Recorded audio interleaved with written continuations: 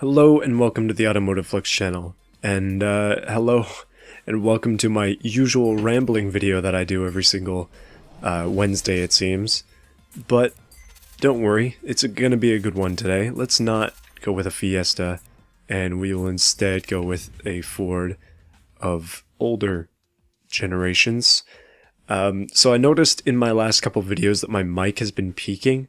So I'm a little bit farther away this time, and I'm hoping that that will help with that. I'll see when I edit this, I guess, but I'm just trying to make sure that the audio quality is as high as it can be. Now, if you're familiar with this channel, and you have been watching the videos, the last two videos I mentioned that I've been sick, but that has finally gone away, and I'm very thankful that it has. Just feeling a lot better now. And no coughing, so I can make these videos without having to edit out every 5 minutes and make a bunch of jump cuts. But just in case, I do have some water next to me, just to keep everything. I wanted to say lubricated, but that would have sounded a little bit odd, but just keep everything not dry in my throat so that I don't cough and then have to edit it. Because editing videos sucks. No, it's actually fun, but sometimes with like the format that I'm doing here, it just makes more sense to have it as one flowing video without any cuts. So let's get on to the topic of the day. First things first, I've been trying to finish games, and I mentioned that in my last video. So Doom has been up on the chopping block this week, and I have started to finish that, and I'm rapidly getting closer to the end of the story. I also played some multiplayer and I had some fun with that. So yeah, basically I'm on the second boss. If you have played Doom, I'm not going to say any more about it, but that's where I am. So I think I'm coming to close to the end because I think there are only 3 bosses, but we will get there when we get there. Either way, I'm having a lot of fun with it. So I decided that I died to the second boss. I died to him twice because I was unable to dodge the like ball projectiles that he throws.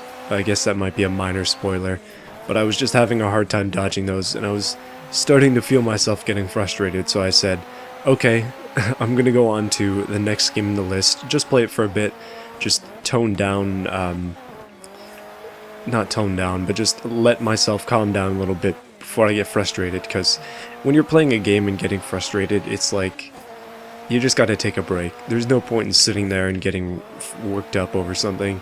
It's just time to take a break, time to stand up, go outside.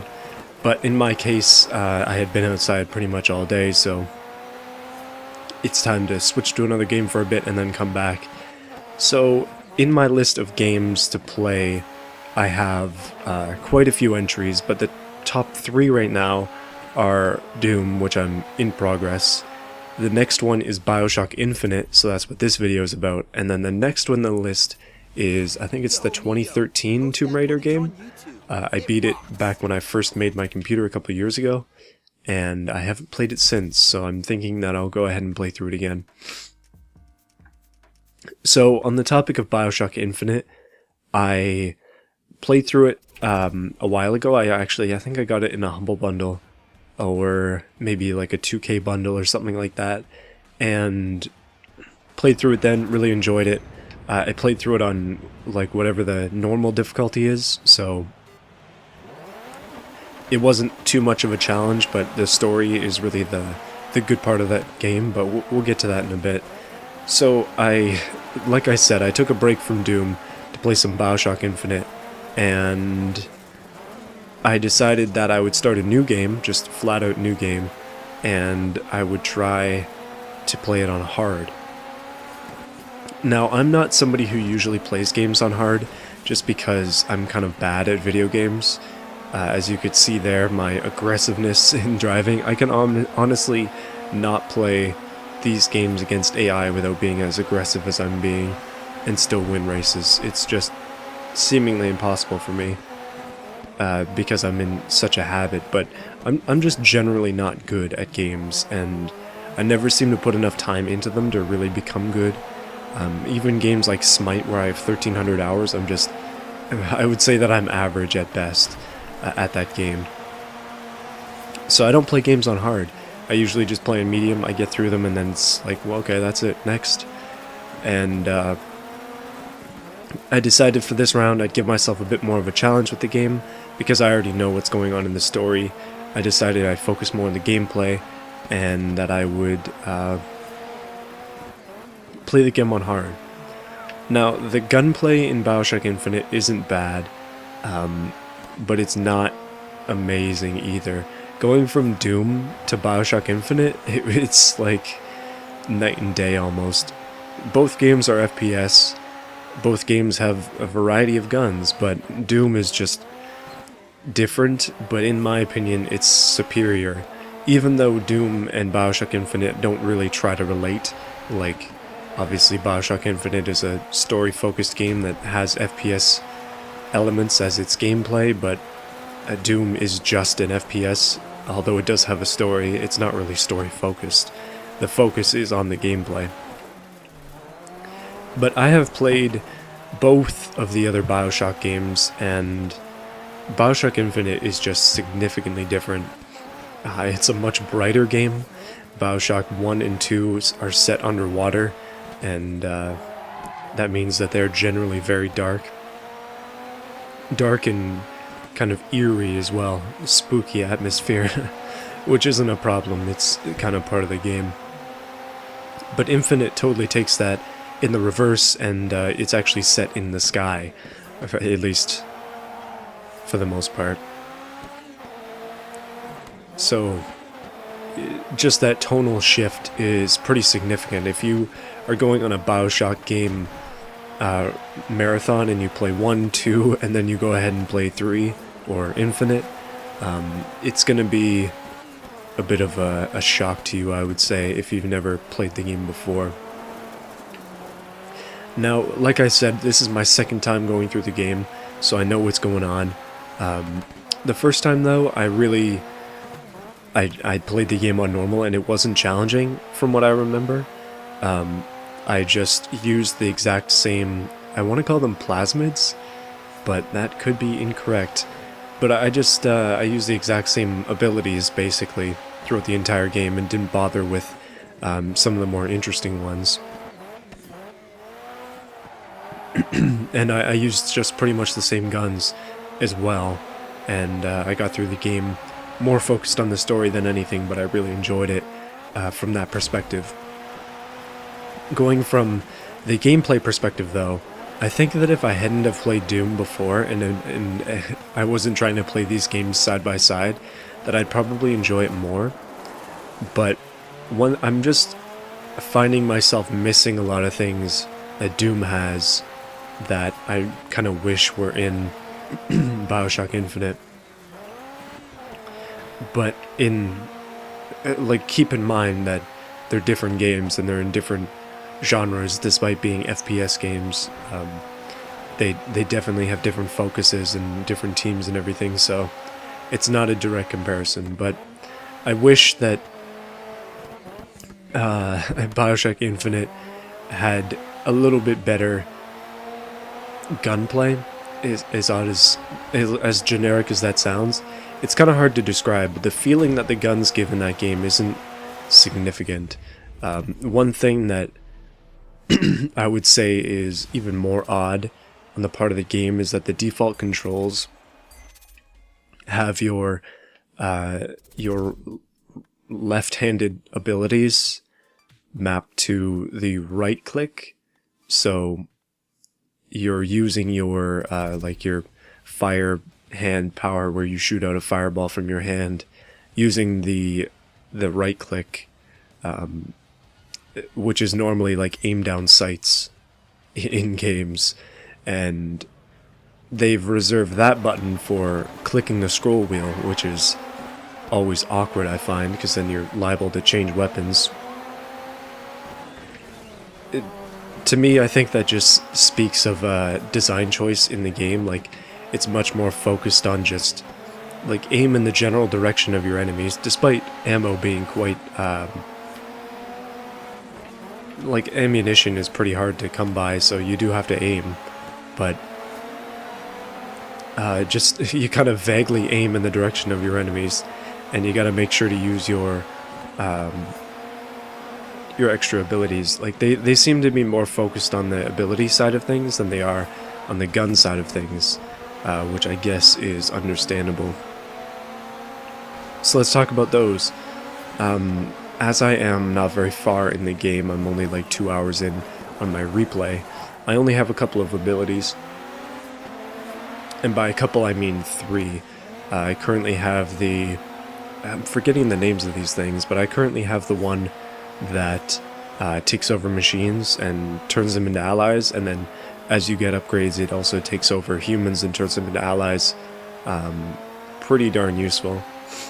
I have the Fireball one, which I mentioned, and I also have the Raven one, which I really like that one, and I used it a lot in my other playthrough, but I've been using it in this playthrough as well, and yeah, I just find it to be fun. But I would say overall the game has some pretty cool abilities. Basically they have 2 functions, but as you upgrade them they start to get more, and yeah, that's kind of how it goes. I guess I can... So the fire one, for example, and also the crow one, but the fire one, you throw it out and your basically your left hand ignites and you throw out this ball of fire.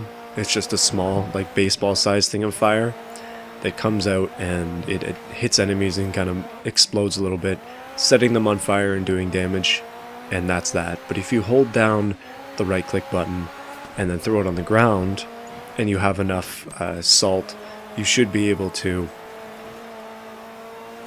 set a trap on the ground where if they walk into it, it'll blow up and then ignite them. Same sort of thing. But yeah, one of the things that I really like about the game is that it shows the damage on the people. So when you burn somebody and their body's on the ground, it shows like a crispy corpse on the ground. But if I throw my ravens or crows, I think it's crows, if you throw those out, then they'll look like they've been like picked to death, basically, because that's exactly what's happened.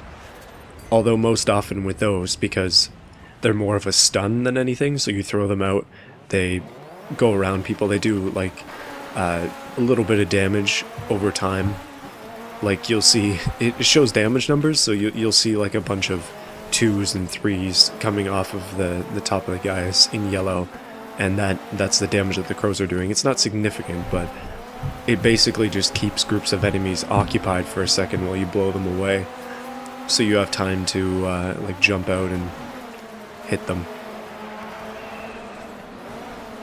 Ugh, get out of my way, buddy.